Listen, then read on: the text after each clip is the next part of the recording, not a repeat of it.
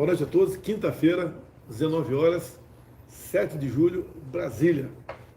Aqui é a nossa Elisângela, intérprete de Libras. Estou recebendo a visita também aqui de dois parlamentares do nosso Ceará, o nosso querido André Fernandes, deputado estadual, e inspetor Alberto. Vereador, bem-vindos aí. Vamos começar com a nota de pesar, né? Com muita tristeza de ver o falecimento do filho do nosso querido aí, jornalista, José Maria Trindade. Trabalha aí na Jovem Pan, um programa muito produtivo na Pingo nos Is. Eu o conheço há muito tempo, quando cobria a Câmara dos Deputados, e um momento triste que nem um pai, nem uma mãe quer passar. Ele perdeu no dia de ontem o seu filho de 27 anos. Perdeu o médico Vitor Procópio Trindade.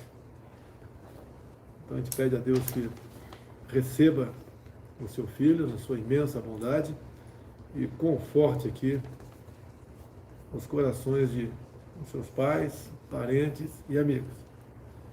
Uma pessoa com 27 anos, quando não deixa, realmente marca profundamente a gente. Você sabe que a morte faz parte do ciclo da vida. Como perdi minha mãe com 94 anos no começo desse ano, apesar de a gente já esperar, né, ocorrer nessa fase da vida, é sempre um choque para a gente. Agora, quando um pai ou uma mãe perde um filho, realmente eu peço a Deus para que não passe por esse momento. Mas nossos sentimentos, a família do nosso querido José Maria Trindade. Temos uma agenda amanhã, 8 de julho, sexta-feira, às 10 horas estarei na entrega de espadinhas da Academia da Força Aérea em Pirassununga. Às 15 horas, brevetação na nossa Brigada de Infantaria Paraquedista. Eu sou paraquedista de 1977. Geralmente é um evento onde reúne muitos paraquedistas, em especial ali mais da zona, mais da Baixada Fluminense, um efetivo muito grande lá. E eu não falei com o comandante, mas devo estar autorizado. Eu quero convidar todos os paraquedistas do Rio de Janeiro a comparecer a esse evento amanhã. Eu não tinha informação ainda, Cid, confere. Está sendo aprovado, brevetado o pessoal da Polícia Militar também? Não, senhor, ainda não. Ainda não? Mas já começou o curso? Não, senhor, vai começar no segundo semestre. Acertamos aqui com o Comando de Operações Terrestres do Exército, com o comandante do Exército também, este ano, começar a formarmos turmas pequenas ainda, né, de aproximadamente 20 PMs e bombeiros do Rio de Janeiro. A gente pretende, com o tempo, estender para outros estados. Então, policial militar, o integrante do Corpo de Bombeiro Militar, caso manifeste interesse, vai ter uma seleção interna dentro da respectiva força, né? E o pessoal vai lá curtir umas férias na Brigada Paraquedista, tá certo? Eu lembro do meu tempo, sempre é difícil o curso, né? Muito exigido, e realmente a gente não vê a hora de acabar o curso, que é uma relação aí intensa, mas é muito bom, é gratificante. Não tem preço sentir o cheiro das nuvens e saltar ali da porta do avião na região do Campos Afonso, ali a 400 metros de altitude. No sábado, 10 da manhã, estarei em São Paulo. Fui convidado para Marcha para Jesus, 10 horas da manhã. Às 3 da tarde, estaremos em Uberlândia, Minas Gerais, também uma Marcha para Jesus.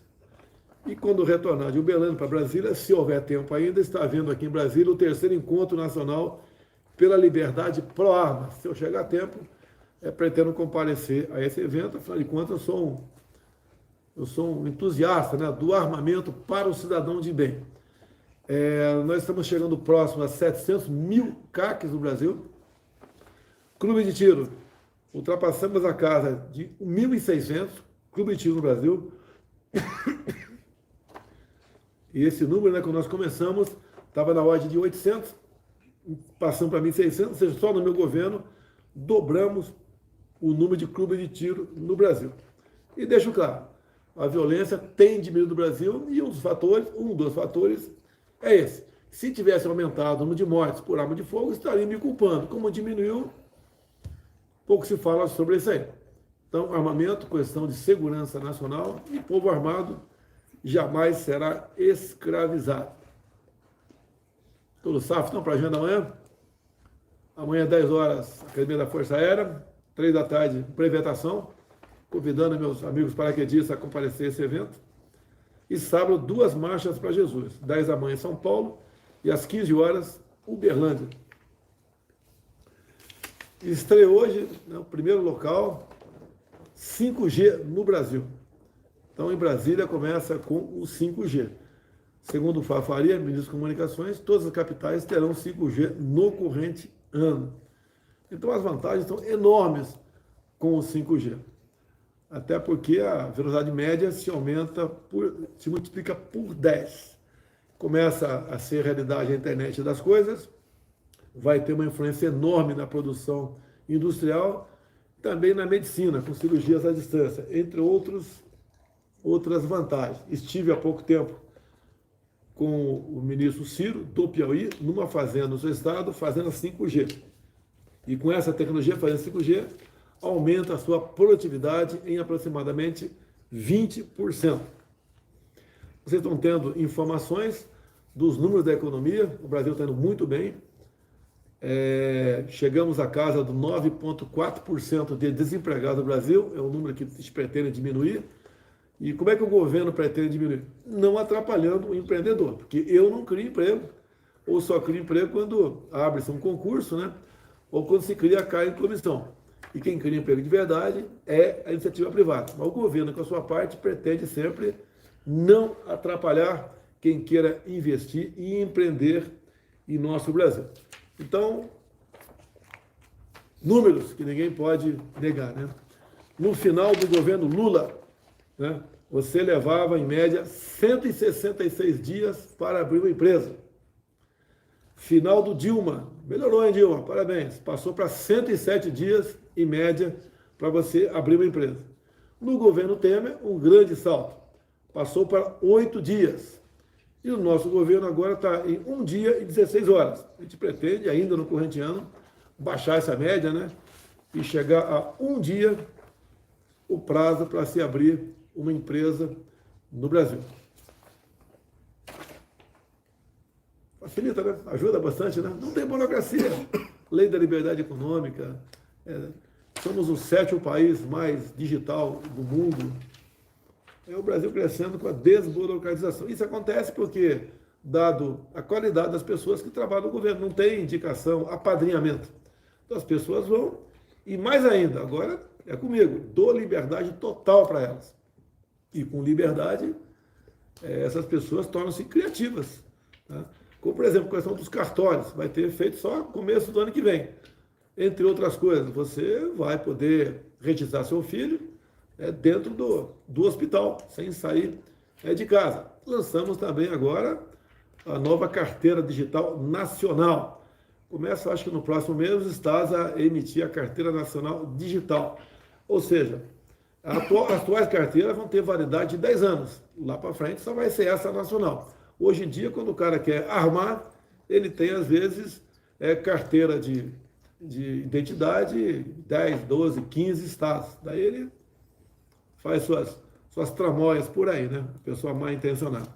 Então, essa nova carteira digital também tem outra vantagem. Tá? O inspetor Alberto e o André, acho que vieram de avião para cá. Suponha que você levantou cedinho, chegou no aeroporto e esqueceu a identidade em casa. Você agora, no teu telefone celular, você apresenta ali a sua carteira digital e sem problema. A gente sai de casa, às vezes, esquece muita coisa. Algo que não botou na mala, tá? Esquece até um parente em casa, né? Não vou falar que é um parente aqui, mas o celular você não esquece. Você, até aquela mania, né, vindo de carona, obviamente, em vez de conversar quem está te trazendo de carro para cá, você fica na internet. O telefone você não esquece. Então, outra grande vantagem da carteira nacional digital, que vai constar ali muita coisa ali dentro, carteira de habilitação, entre tanto, apenas um documento, né, que seria o teu telefone, e ali, em poucos toques no teclado, você aí tem tudo na sua frente para você apresentar essa documentação, se fizer necessário. falando ainda de oportunidades, né? A construção civil tem o maior número de trabalhadores desde 2016. Estive com o pessoal do Aço essa semana, juntamente com o Paulo Guedes. E o aço a produção de aço num país é um dos indicadores do crescimento econômico. O aço vem crescendo, e muito, mesmo durante a pandemia. A questão de facilidade para todos o Brasil. Os Correios sempre deram lucros, sempre deram prejuízo, né? Você lembra 2004, quando começou a questão do mensalão, numa agência dos Correios lá do Rio de Janeiro, os Correios vêm batendo recorde de rentabilidade a cada ano. E está sendo até elogiado. Geralmente sofria críticas, já tem elogios. Até o próprio SEDEX, sem aumentar o valor dos mesmos, tá? E mais de 17 mil trechos foi ampliada a cobertura da linha Premium. Tá? Agora, você poderia fazer um pedido a você. Quando você encontrar com o carteiro na tua rua, fala, ô seu João, dona Maria, posso ver teu contra-cheque, me permita? Se ele autorizar, né? E ele pode te informar, quer ver o que no meu contra-cheque? Você vai ver no contra-cheque que o carteiro tem um desconto de R$520, um desconto mensal extra, que vai para o seu fundo de pensão, conhecido como Postales. Por que esse desconto extra de R$520? Para tapar o roubo, a roubalheira do PT no período que eles estiveram à frente aqui do Brasil, onde roubaram o fundo de pensão do Postales. Esse desconto de R$520 para um carteiro começou em 2015 e vai acabar em 2030. Então são 16 anos de um assalto, vamos assim dizer, né, no contra-cheque do carteiro para cobrir, né, a roubalheira do passado no PT. A mesma coisa para os servidores da Caixa Econômica Federal. Para você ver que a corrupção no passado, né, tem muita gente pagando a conta até hoje. E deixo claro, né, não vou entrar em detalhes, tem a matéria da imprensa aqui, a Folha de São Paulo, né, então ninguém pode questionar, né, e quando é nessa linha aqui não tem que se duvidar. Gedel reaparece. Gedel é aquele de 51 milhões de reais um apartamento. Exalta Lula, fala que o Lula é o cara, e diz, vão ter que me engolir. Ou seja, o Gedel voltando para a política e hipotecando total apoio ao seu colega Lula. Para falar em Lula aqui, tá? A política de governo dele prevê o menor rigor contra as drogas e reeducação de policiais. Ou seja, a violência, com toda certeza, quem é o responsável são os policiais. E, obviamente, quando ele libera as drogas, ou pretende liberar, nós sabemos o que pode acontecer com a questão de segurança pública no Brasil. Valério disse que administrava a caixa clandestina 100 milhões para o PT. A grande mídia, né, grande parte dela não divulga estes assuntos. Não vou entrar em detalhe aqui sobre as Farc, no caso.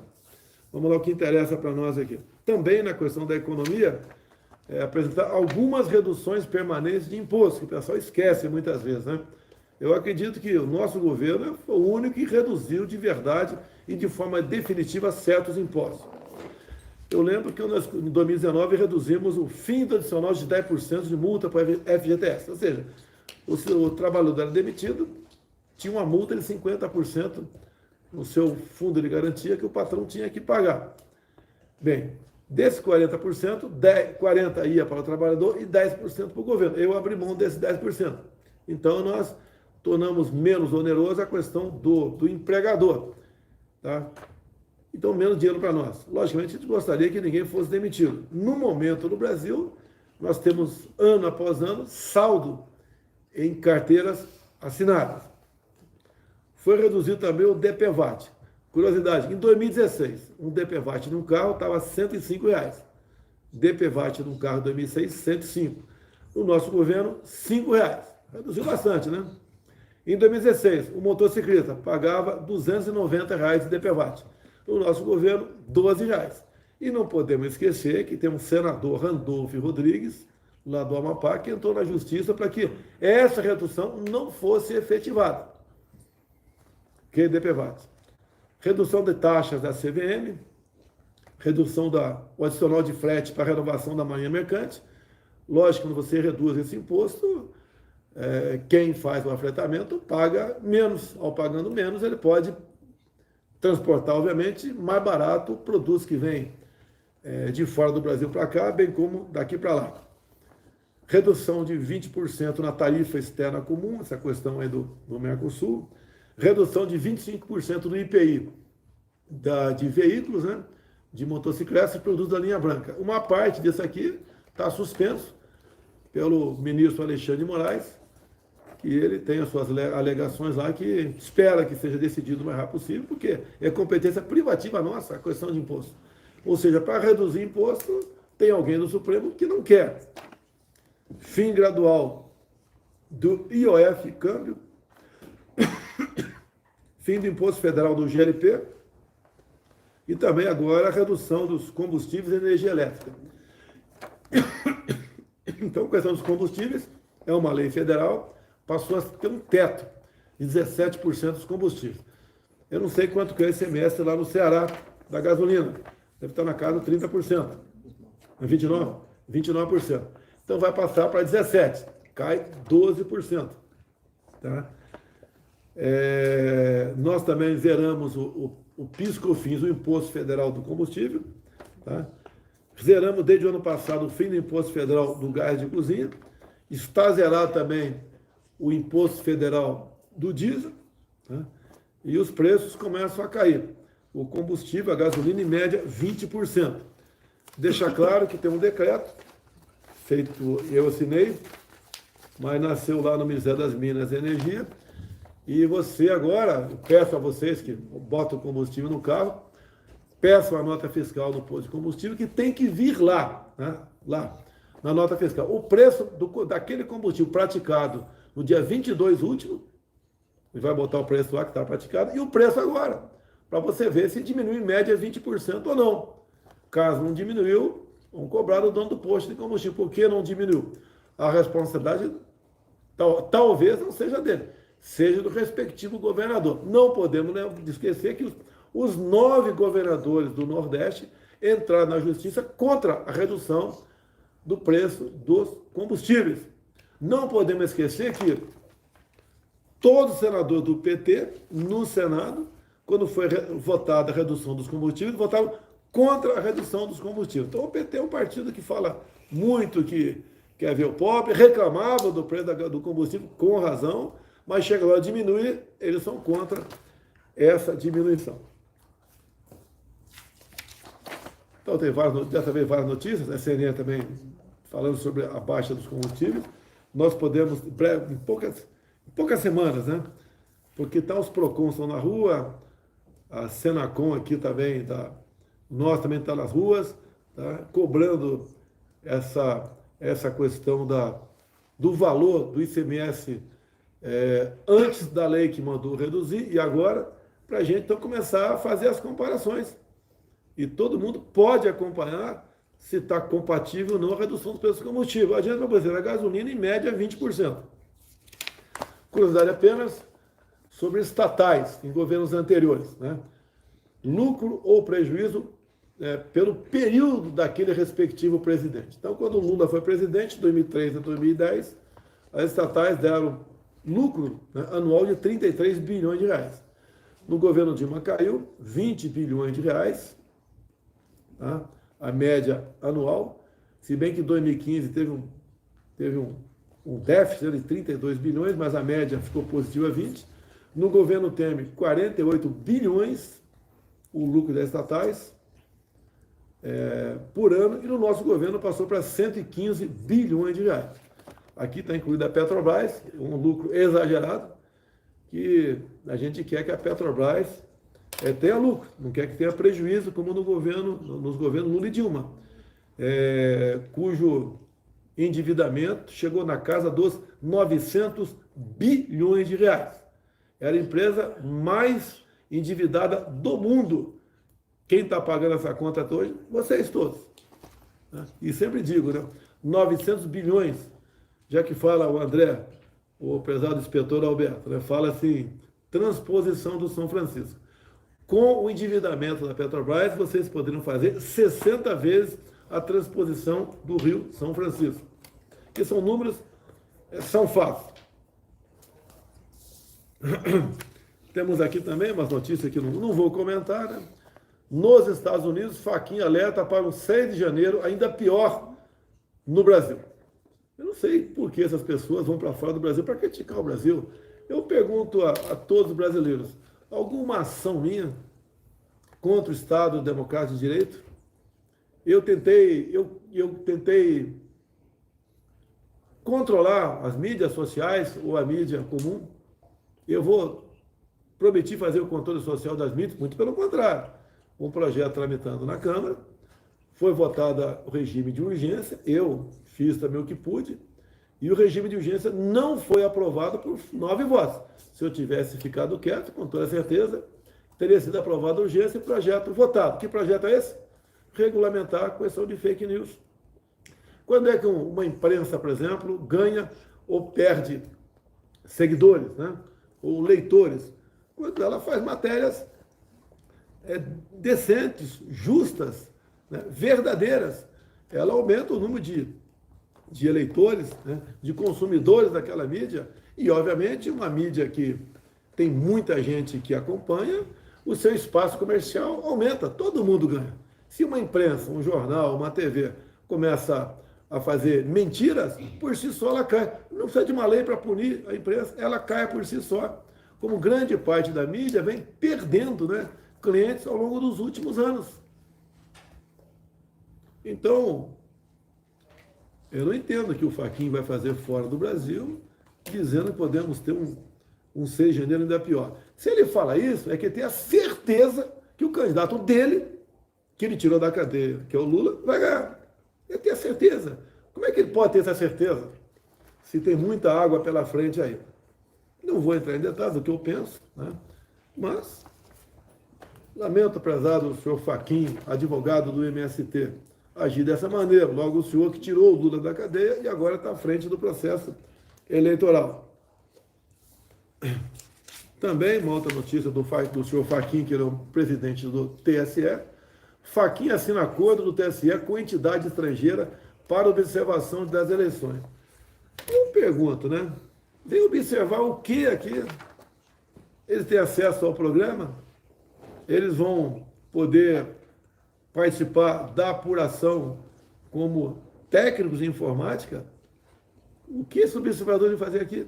Vem dar um ar de legalidade por ocasião das eleições? Eu acredito que todo esse mistério nas próximas semanas será desvendado. Até porque no dia de ontem rodou muito aqui um Brasil Conference em New York, né? Uma conferência 14 e 15 de novembro, com pautas, né? Uma pauta falando sobre o Brasil e o respeito à liberdade e à democracia. Tem embaixo aqui o nome de 5 ministros. Fiquei sabendo que 2 ministros já tiraram essa relação para participar disso. Mas o senhor Barroso e o senhor Alexandre de Moraes perderam a chance de ontem, né, comparecer ao Senado. Eles foram convidados, eu acho que foi pelo senador Girão, se não me engano, tá, a comparecer para falar sobre ativismo judicial e outras coisas, como liberdade de expressão. Não foram. Agora vão fora do Brasil discutir isso. Também, né, no mesmo painel aqui, tem mais 5 autoridades econômicas. Olha só qual é o tema. A economia do Brasil com o novo governo. Olha, o Supremo e esses outros economistas estão dizendo que vamos ter um novo governo. Eles já sabem o resultado das eleições. Esquisito isso, né? Eu acho que nas próximas semanas a gente vai desvendar esse mistério. Mas isso aqui é uma vergonha para o Brasil. Assim de ser não muito meritório, né? Para quem participa do evento disso daí. Eles têm liberdade de participar de qualquer evento, mas participar do evento, a economia do Brasil com o novo governo, o novo governo não vai ser nosso. O nosso seria um governo já antigo, né? O prosseguimento de um governo. O tema é esse. Estranho, né?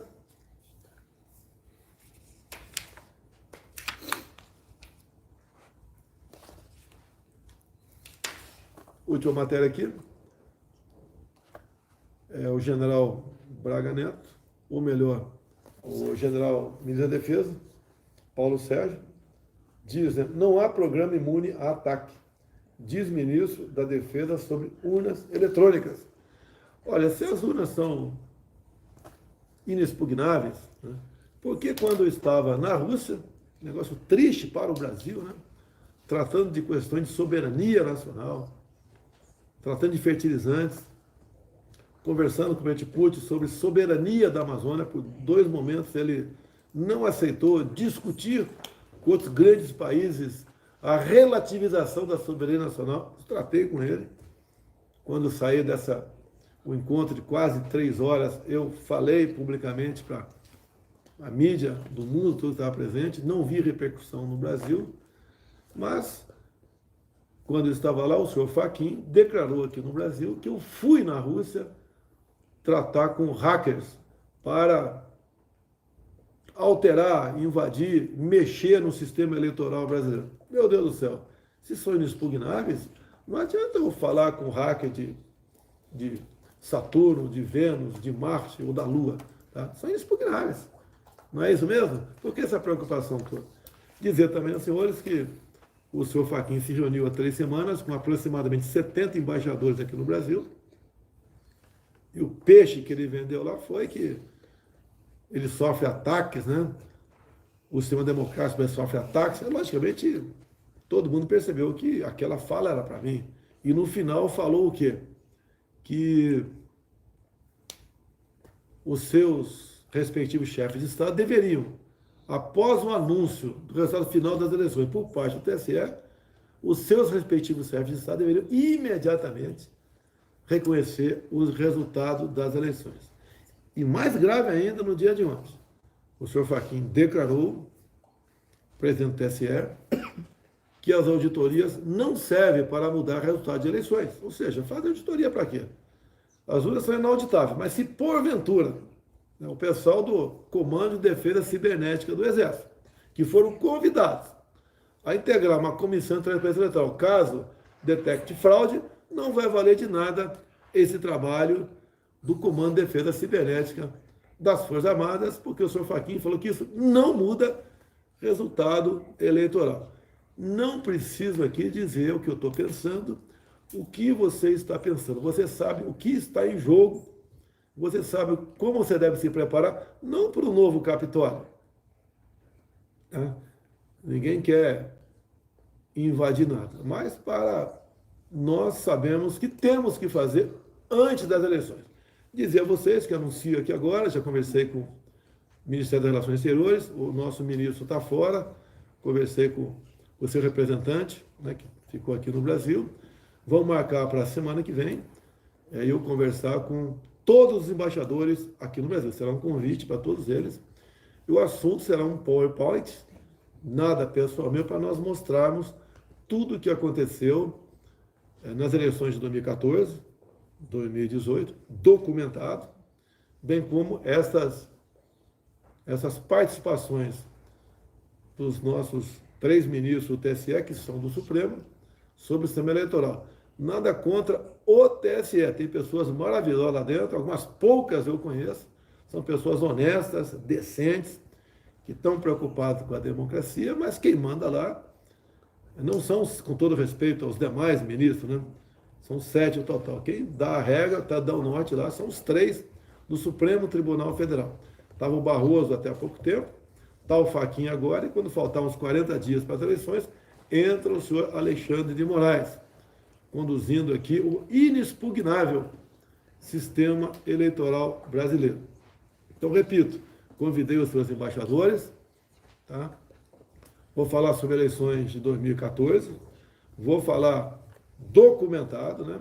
Falar das eleições de 2020, em especial os números das apuradas em São Paulo, falar em 2018 também, documentado, documentos do próprio TSE, nada vai ser inventado da minha parte, porque o mundo tem que saber como é o sistema eleitoral brasileiro. E com toda essa propaganda do senhor Fachin, do senhor Barroso também, fora do Brasil, tá? Nenhum país do mundo se interessou pelas urnas eletrônicas do Brasil. Ou seja, vão lá fora dizer que é uma coisa fantástica, inexpugnável, né? Mas ninguém quer comprar entre aspas, né, esse produto no Brasil.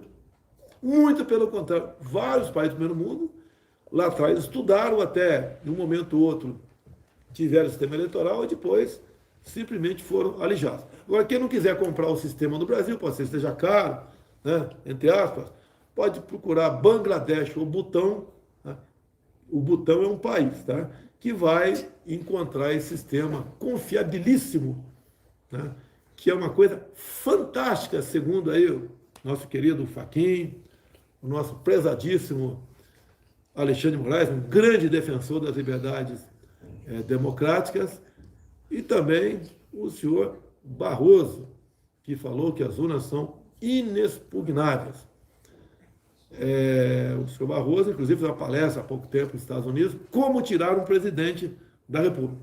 O senhor Barroso também foi questionado, estava no Reino Unido, mas está dando uma palestra sobre urnas. Meu Deus do céu, sair do Brasil, viajar o mundo para falar sobre eleições, eu acho que não preciso concluir aqui o que está na cabeça de cada um de nós, e na minha também.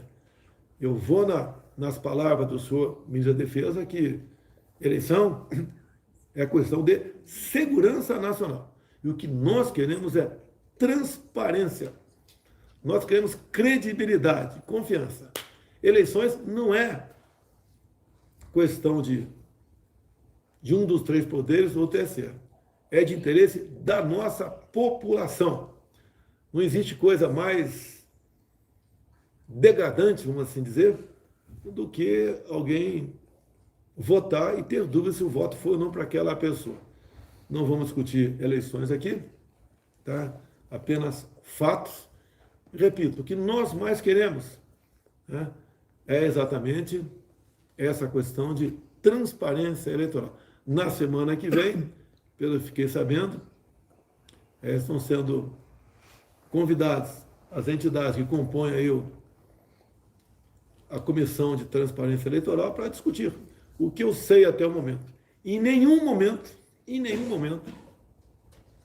equipes técnicas convidadas pela portaria do senhor ministro Barroso o ano passado. Entre elas, as Forças Armadas tiveram a oportunidade de conversar com os técnicos lá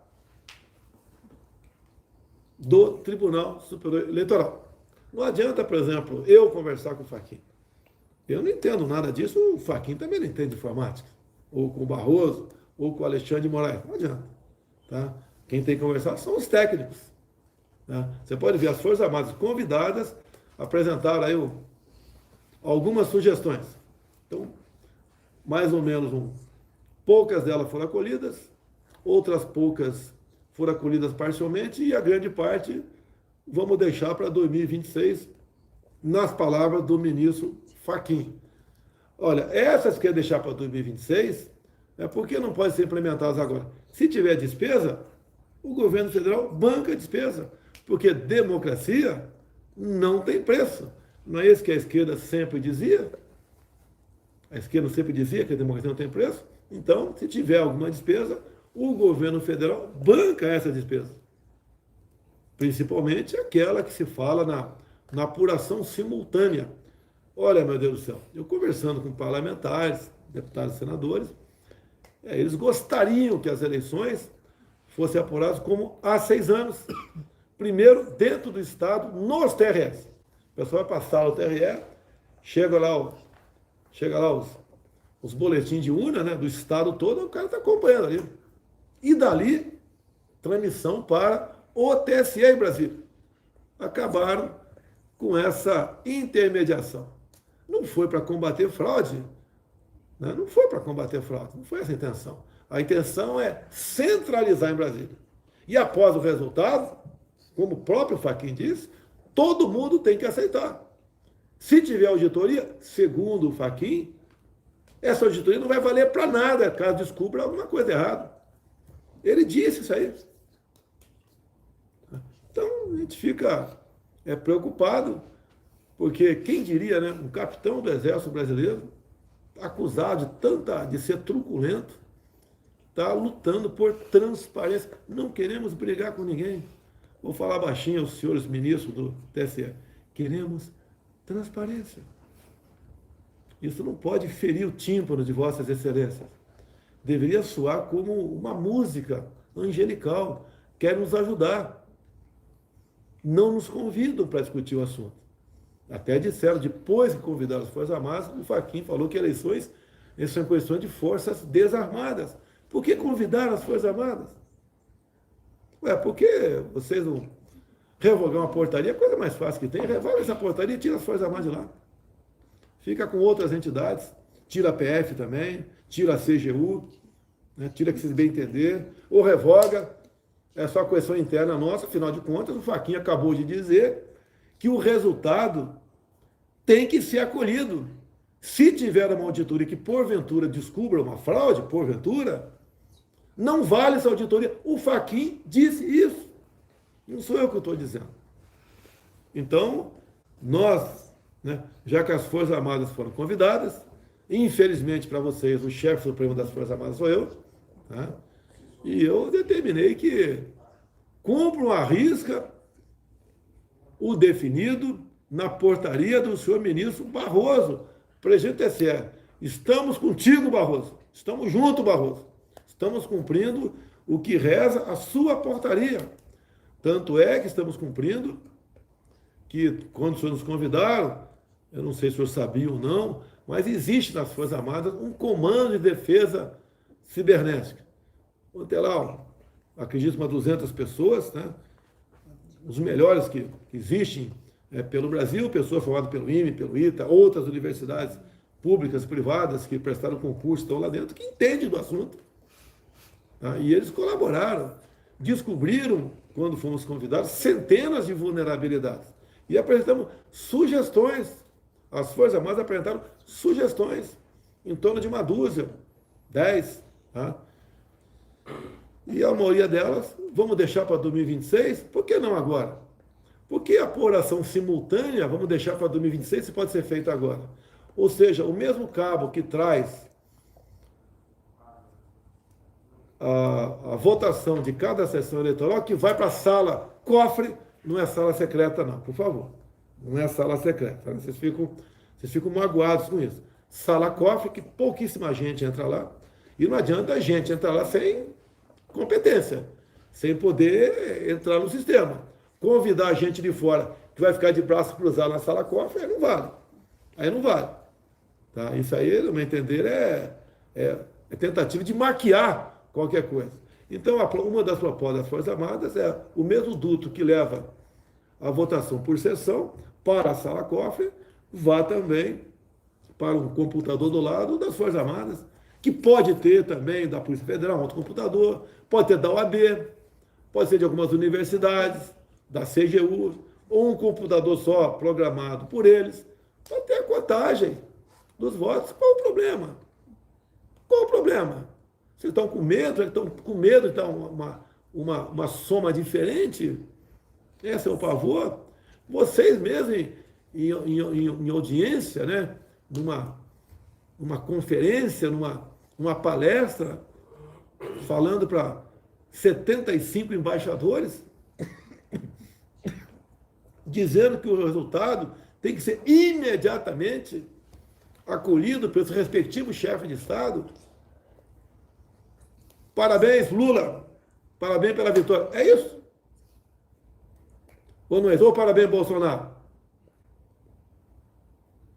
Porque a gente vê aqui, ninguém confia no Datafolha.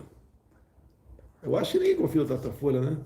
Mas, surpreendentemente, o TSE, os 3 ministros do TSE, confiam piamente no Datafolha. Não adianta falar que o outro lado tá envolvido com as Farc. O mentor da morte do Celso Daniel é o candidato deles. Não abala em nada. Continua. Deve ganhar no primeiro turno. Deve não. Deve não? Ou vai ser no primeiro turno? Saindo fora do Brasil, o ministro Barroso mentindo no Reino Unido, dizendo que estava sendo proposto para ser aprovado ano passado no parlamento, era o voto em papel com contagem manual dos mesmos. Mentira, Barroso, é uma vergonha o ministro Supremo do Tribunal Federal mentir. Nas Forças Armadas, quando uma pessoa mente, acabou a carreira dela. Se um cabo mente, não sai sargento. Se o subtenente mente, não sai tenente. Se o coronel mente, não sai general. A mentira é algo sagrado, a verdade é algo sagrado para nós. E vai o ministro Barroso, né, um dos 11 do Supremo, ex-ministro, ex-presidente do TSE, mentir na Inglaterra. Basta ver a proposta de emenda à Constituição, né, que foi discutida no Congresso ano passado, e, em dado momento, me acusa de interferir na PF o tempo todo, por interferência do Barroso, ele vai para dentro do parlamento, conversa com líderes partidários, no dia seguinte, não sei que poder de persuasão é essa, né, que palavras maravilhosas tem o Barroso, que poder de convencimento, no dia seguinte, a maioria dos líderes mudam a sua composição da comissão que analisava a PEC do voto impresso, bota parlamentar para votar contrário à PEC, perdemos na comissão, por interferência do Poder Judiciário, perdemos na comissão, daí o presidente, mesmo derrotado, levou para o plenário, no plenário nós ganhamos, mas não conseguimos os 308 votos. Então essa é a isenção do ministro Barroso, bem como da Alexandre de Moraes e Fachin, que não são diferentes, eles são unidos, são uma só, parece que é um só corpo, uma só ideia, né? E nós vemos também, Alexandre de Moraes falando, aquele candidato que duvidar do sistema eleitoral será o registro cassado e preso. Eu não quero desafiar ninguém, mas eu duvido desse sistema eleitoral. É um direito meu. É um direito meu duvidar. A dúvida leva ao aperfeiçoamento das coisas. Tudo. Tem um videozinho na internet mostrando certos aparelhos, como o telefônico, como era em 96 e como é em 2022. Né? A evolução, televisão, né? Entre carros. A única coisa que não mudou foi a urna eletrônica. Eu não sei porque o sistema bancário mundial não usa essas proteções que tem o TSE. Porque os bancos, somando os bancos do mundo todo, gastam bilhões por ano para se defender de hackers. Só no TSE que não existe esse problema. Estou desconfiando? Estou desconfiando. É um direito meu. E nós lutamos por transparência. Transparência. Será que está difícil essa mensagem? Toda hora Bolsonaro ataca o TSE. É a imprensa vendilhona, né? Que está aí. Que deixou de ser uma imprensa investigativa, como tínhamos algumas décadas atrás, mudou lamentavelmente a imprensa. Né? E o que nós queremos, meu Deus do céu? Se o cara tem 45% deve ganhar no segundo turno, no primeiro turno, vamos melhorar essa questão de transparência, a gente garante a vitória do cara. Garante a vitória dele. E vou contar aqui para os embaixadores, né, como foi o primeiro e segundo turno das eleições de 2018. Falando a verdade. Documentado. Documentado. Nada da minha... Não vou inventar nada. Nada. Vou falar documentado. Né? E para a gente seguir em paz no Brasil, o próprio também candidato Ciro Gomes, né, falou que, olha, se o outro lado ganhar, vamos ter uma guerra civil no dia seguinte. Ninguém quer guerra, não. O que nós queremos, temos certeza que todos nós vamos conseguir juntos, é que acabou o resultado das eleições, não tem que decidir, ninguém questiona nada, aquele cara ganhou. E não vamos falar que poderá haver manipulações para candidatos ao governo do Estado, por exemplo, Minas, São Paulo e Rio, estados, com todo respeito aos demais, pelo seu potencial eleitoral, né, que é muito importante. Não vamos falar que vai ter manipulação de números para senadores, não vamos falar isso daí. Tá? Não vamos falar em deputados federais, que eu tenho certeza, né, acredito em Deus, no trabalho de quem está ao nosso lado, acredito na maioria do pessoal do TSE, nos parlamentares, deputados, senadores, no nosso Tribunal de Contas da União, também, tá, que deve estar preocupado com isso, não deve estar hipotecando solidariedade sem ter conhecimento dos fatos e verdade, que nós queremos eleições limpas, queremos eleições transparentes. É isso apenas que o capitão do Exército, quem diria, né, clamando por democracia, por transparência, sem ataque, sem nada. Não continue me acusando de medo de derrota, não tenho medo. Eu não tenho medo de perder uma eleição na democracia. O meu temor é perder a democracia numa eleição. E como pode ser garantida aqui essa questão no Brasil? Com transparência. É isso que as Forças Armadas querem. Tenho certeza que todas as entidades convidadas a integrar a Comissão de Transparência Eleitoral, bem como a grande maioria, quase todos, do Tribunal Superior Eleitoral. Indo para o encerramento, não estamos tendo sinal mais do pingo nos is, tendo em vista a legislação eleitoral. Então, temos aqui Facebook, YouTube, Instagram, TikTok, Folha Política, só o nosso aqui, 100 mil pessoas nos assistindo ao vivo. Caso tivesse o pingo nos is, seria quase o dobro disso com o pingo nos is. Então, a gente calcula, em média, 400 mil pessoas nos assistem ao vivo pelo Brasil e fora do Brasil. Mais uma coisa? André, obrigado pela presença. Nosso deputado lá pelo Ceará. Inspetor Alberto, vereador, obrigado pela presença. Mais alguma autoridade aí? Você não é autoridade, não? Boa noite a todos. Até quinta-feira que vem, se Deus quiser. Um abraço.